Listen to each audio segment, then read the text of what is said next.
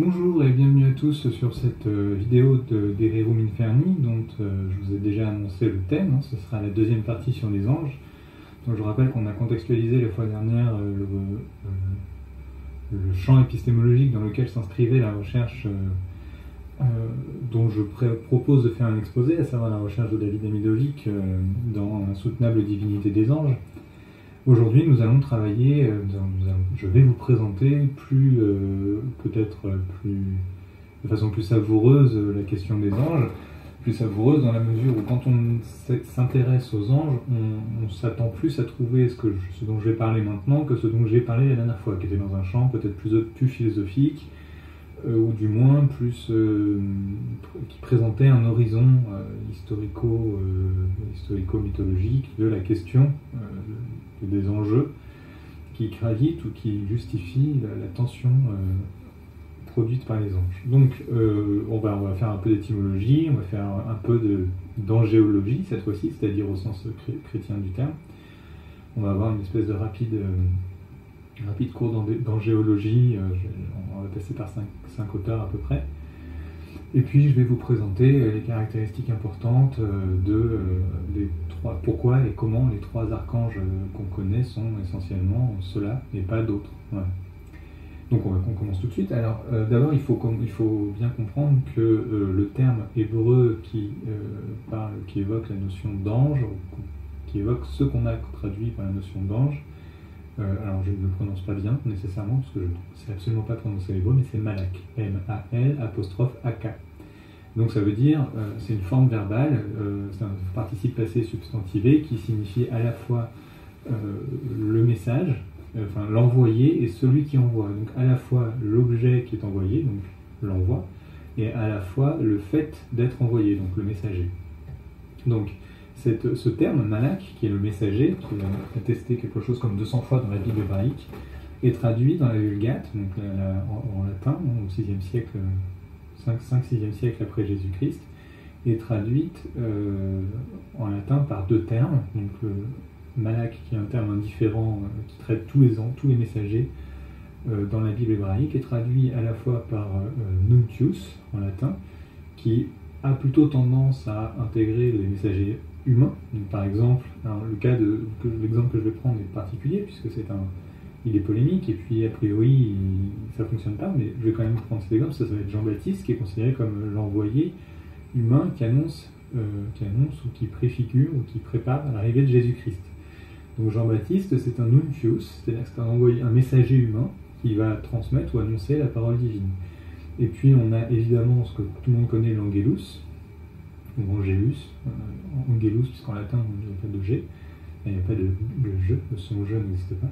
Donc angelus qui va donner en grec angelos. Alors on a bien ces 2 traductions en angelus, ça va plutôt être le messager divin. Il faut savoir qu'en grec, dans la Septante, dans la traduction qui est faite par les 70 scribes de l'hébreu vers le grec, là ce qu'on appelle la Septante, XXL, on parle d'angelos ou d'angelos. Alors il faut savoir que ce terme renvoie à plein de trucs, parce que c'est messager, mais en fait c'est messager et c'est nouvelle, c'est la nouvelle en soi. Par exemple, les oiseaux, les augures qui passaient dans le ciel par la droite ou par la gauche et qui du coup annonçaient une nouvelle ou une autre. Donc je vous rappelle le procédé du rituel, c'était le prêtre qui dessinait dans le ciel avec son bâton ou avec sa main simplement un cadre, et selon l'entrée par laquelle arrivaient les oiseaux dans ce cadre, c'était plus ou moins une nouvelle ou une autre. Donc ça, c'était des angelos, c'est les messagers célestes qui donnent une nouvelle. Il faut savoir que par extension, c'est tout ce qui est céleste, angelos. Donc on a comme ça une espèce de préfiguration, là encore, du message divin qui est transmis par quelque chose d'aérien. Donc c'est très important la question aérienne, on y reviendra quand on parlera de Saint-Augustin et puis des suivants. Donc la question de la traduction, le terme que nous connaissons, qui est les anges, vient d'un double choix de traduction. On pourrait croire à une erreur, mais pas tant que ça, c'est un peu plus subtil qu'une simple erreur. C'est vraiment un choix de traduction, mais aussi de translation culturelle, puisque le malak hébreu, qui, je le rappelle par rapport à la vidéo dernière, fait référence aux messagers tant dans la cour du Proche-Orient que dans le messager divin. À interaction de roi à roi, donc d'autorité à autorité, là ça devient beaucoup plus spécifique, et puis quand on passe sur le angelos grec, c'est vraiment des dieux vers les hommes. Donc on a voilà, cette étymologie qui est assez intéressante, qui me semble aussi assez importante, qui permet de justifier d'où vient ce mot ange. Bon, il faut savoir que la question des messagers, alors c'est décliné, je vous en ai déjà parlé la fois dernière, et je ne reviendrai pas là-dessus, mais c'est décliné avec l'ange escorteur, l'ange messager, l'ange annonciateur, l'ange traducteur de la nouvelle, ou explicateur avec le message absolu, etc. Donc tout ça, ce sont des principes angéliques, ou des principes divins qui justifient une diversification des messagers angéliques. Il faut savoir qu'il y a 4 anges, en fait, un quartet d'anges assez récurrent, qui sont évidemment, alors je vais les donner dans l'ordre hiérarchique chrétien, je pourrais très bien les donner dans l'ordre hiérarchique musulman, je vais faire chrétien. Donc on a Saint Michel, on a Michel, l'ange Michel, on reviendra sur la sainteté des anges, on a Michel, puis suivi de Gabriel, suivi de Raphaël, et suivi d'un 4e qui va être éliminé, je vous explique pourquoi tout à l'heure, et qui est... il a 2 noms, c'est Phanuel, Suriel, donc c'est Phanuel ou Suriel, les deux. Et ses attributs sont compliqués aussi, et il y en a un autre aussi qui est Uriel, qui va être attesté assez tard, c'est-à-dire jusqu'au 8e siècle, puis il va être dégagé par Zacharie au concile de Lacran. Je vous en reparle tout de suite. Donc on a ces anges-là, ces 4 anges-là qui vont avoir une espèce de supériorité politique finalement, mais politique au sens de populaire. Alors pas populaire au sens de la culture populaire, mais au sens de ils vont vraiment avoir des sortes de rites, en fait, ils vont être l'objet de prière en soi, etc. Ce qui ne va pas être du tout le cas des autres anges, et en fait ce qui finalement va être problématique, beaucoup pour les juifs, qui vont d'ailleurs assez vite de ce fait éliminer la question de l'angéologie, enfin ça ne s'appelle pas l'angéologie, mais qui vont éliminer toute pratique, tout rituel à propos des anges, parce que c'est considéré comme étant paradigmatiquement dangereux du point de vue du monothéisme. Et les musulmans, par contre, vont vraiment en faire quelque chose de plus intéressant, pas intéressant parce que ça deviendrait hiérarchique, mais plus, disons, plus efficace, ou plus... ça va être vraiment un objet intellectuel pour eux, puisque va même se poser la question de savoir qui des humains ou des anges sont primordiaux. Alors évidemment, supérieur. Évidemment, chez la chrétienté, c'est les anges qui ont une qualité, je vais le voir avec la patristique, une qualité divine supérieure aux hommes. Chez les musulmans, c'est l'inverse. Ce sont les hommes qui sont supérieurs aux anges en tant qu'ils contiennent le principe du libre arbitre, c'est-à-dire qu'ils doivent résister à la tentation, alors que les anges ne sont que là pour appliquer le plan divin. Donc il y a comme ça une espèce d'infériorité substantielle des anges vis-à-vis des humains. Bon, alors maintenant je vais parler évidemment de cette fameuse patristique dont je vous ai fait une rapide promesse. Donc ça commence évidemment avec saint Augustin, au IVe siècle, qui est le premier à se saisir de la question et qui est vraiment le fondateur de ce qu'on pourrait considérer comme étant une angéologie chrétienne. Donc on est au tout début du Moyen-Âge, voire même encore dans la toute fin de l'Antiquité. Et saint Augustin considère que les anges sont des parties du Verbe, du moins sont des conteneurs, ils sont comme ça, et ils contiennent un peu du Verbe, avec un V majuscule, bien sûr. Et donc ça, c'est pour la partie spirituelle, et pour la partie matérielle, corporelle, saint Augustin est un peu le seul à décréter que la question du corps a un sens, puisque tous ses pairs considèrent que la question ne se pose même pas, puisque saint Augustin est influencé par le néoplatonisme et veut imputer ou veut donner aux anges ce qu'on appelle un corps subtil, c'est-à-dire une corporalité faite de lumière en fait. Et cette lumière évidemment serait fonction du Verbe divin. Donc plus l'ange est puissant, ou plus l'ange est détenteur de la puissance du Verbe, plus il est lumineux. C'est quelque chose qui va vraiment être repris par ses successeurs.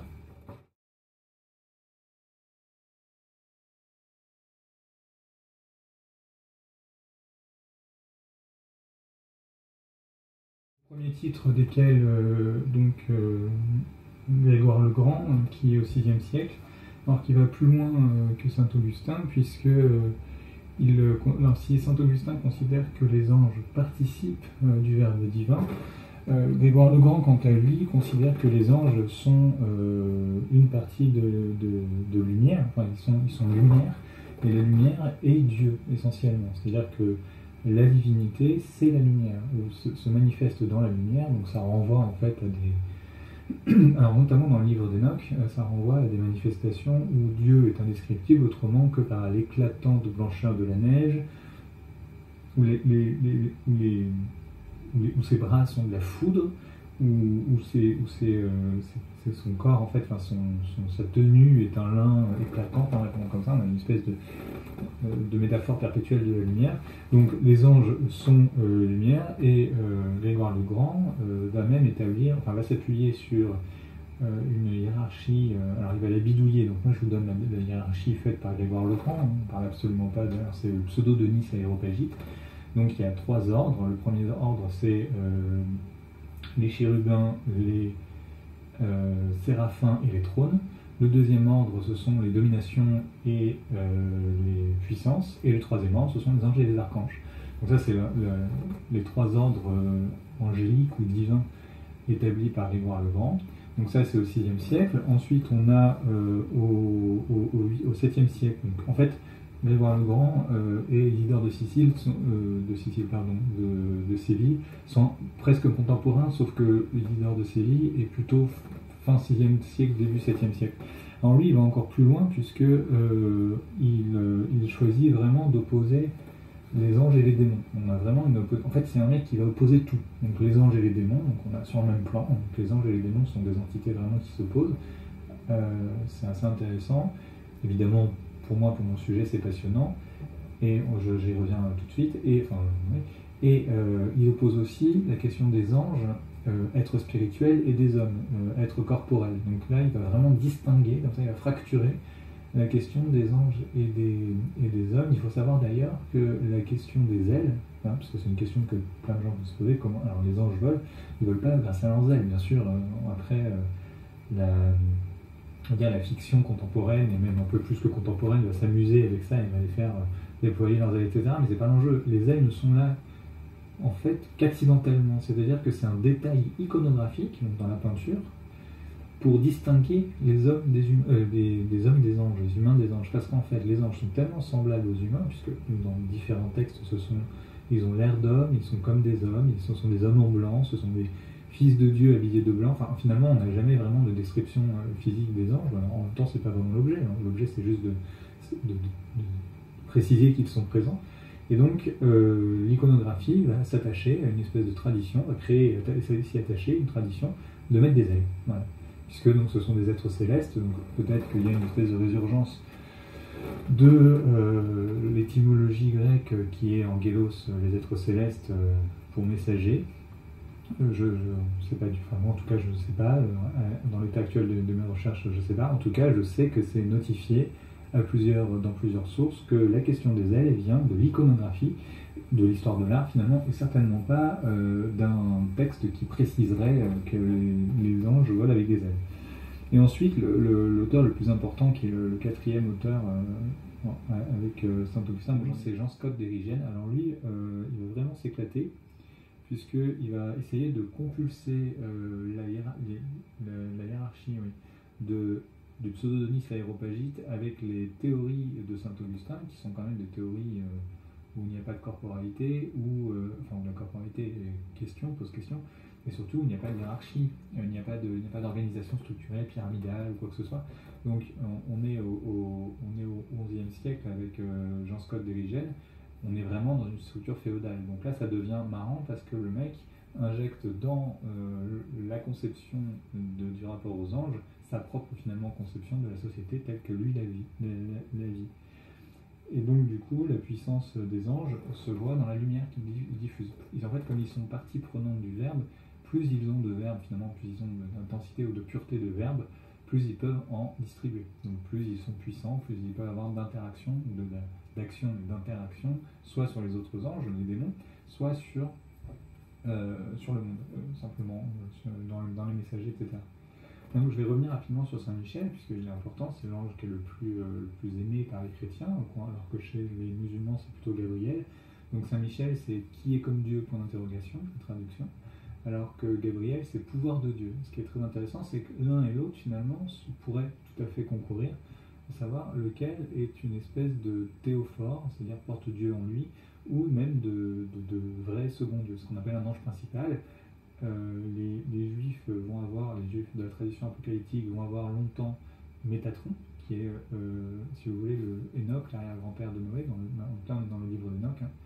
L'arrière-grand-père de Noé, il a tout un tas d'aventures assez simples, et puis tout à coup il monte, c'est pas exactement tout à coup, mais il monte au ciel, il arrive, il voit le trône de Dieu, et quand il redescend, il est Métatron, c'est un ange. Il est angélisé, bon bref, c'est devenu un ange. Et Métatron pourrait avoir figure, c'est le petit Yahvé. Donc ce serait un petit dieu, un deuxième dieu, comme ça toute une polémique, toute une problématique qui se pose en fait assez rapidement avec Gabriel et Michel, sauf que la patristique pour laquelle la chrétienté les élimine, et puis pour lequel l'islam, la question du Messie en fait relègue un peu, polarise tellement d'éléments polémiques que finalement ça n'est plus du tout un enjeu que de savoir si Gabriel ou Michel, pour chaque religion, est un autre dieu, un sous-dieu, ou est juste l'ange tutélaire d'une civilisation. En l'occurrence, maintenant à l'échelle culturelle, c'est un ange tutélaire de civilisation, que ce soit Gabriel pour les musulmans ou Michel pour les chrétiens, d'autant plus que Michel pour les chrétiens, c'est quand même celui qui pète la gueule au dragon, donc là c'est le texte de la Bible, hein. Et c'est donc un ange guerrier. Alors là je vous raconte pas, à l'époque médiévale, c'est la fête, quoi. C'est vraiment, tous les seigneurs se retrouvent là-dedans, donc ça devient un enjeu politique majeur, et ça devient une figure qu'on investit terriblement. Voilà, donc ça c'est très important de concevoir comme ça l'angéologie, et c'est construite donc entre le 4e siècle et le 11e siècle. Alors après évidemment il y a eu tout un tas d'autres trucs, hein. Par exemple au 12e siècle, j'en ai déjà parlé, on a Thomas d'Aquin qui réfléchit à la question de la providence, alors d'autres avant, hein, Jean Chrysostome, cette bouche d'or au 4 et 5e siècle a réfléchi aussi à la question de la providence, Proclus bien avant, enfin bref. Ce que je veux dire c'est que la question de la providence par le biais des anges s'est posée tôt, mais elle est saisie très sérieusement et très agressivement finalement par saint Thomas d'Aquin, dont j'ai déjà parlé, au 12e, 13e siècle. Voilà, donc on a l'angéologie comme support narratif, comme support de fiction, qui va permettre évidemment l'entrée de la question du mal sur Terre, puisque la question du mal sur Terre, qui sera ma prochaine vidéo, est très problématique avec la question de la bonté. Alors j'ai déjà plein de réponses, mais je peux absolument pas le faire comme ça en fin de vidéo. En revanche, je peux vous parler des deux conceptions qui sont la conception chrétienne et la conception de l'islam, donc des musulmans. Donc chez les musulmans, Iblis il s'appelle, puis après il devient Satan, l'adversaire.